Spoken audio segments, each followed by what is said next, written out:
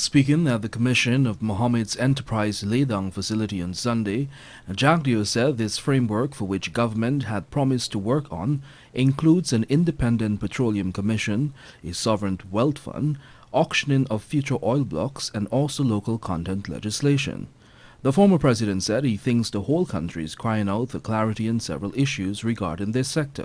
He also feels government has to take the lead to provide an environment that will be predictable and conducive to investment from local and international companies. All I'm making is a case to plead for more investments of this nature, that we have greater clarity in defining the framework within which we are going to develop this industry. Because that is essential for Guyanese, ordinary Guyanese. They need a clear vision as to how they will benefit from this, as well as our business community. In making reference to the controversy surrounding the ExxonMobil contract, he said assuming that it is a done deal, government has said future contracts will not share or enjoy the same terms that was concluded in that deal with the United States oil major. Almost 2 years down the road, yet to see a framework that will define what future contracts would look like. What is it that ExxonMobil got that future investors are not going to get?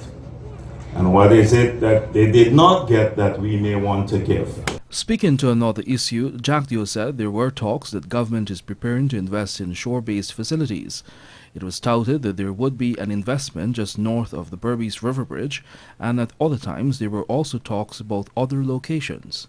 So the clarity for investors would be, one, would the government take shares or be co-owners of shore-based facilities in the future? Would that, if the government decides to do this, this may be to the exclusion of our private sector? And if it does, where will it be located? Because the worst thing could happen is that is located elsewhere and leave all these investments stranded that are being made here on the Demerara River. The People's Progressive Party General Secretary also made reference to government's failure to establish a sovereign wealth fund.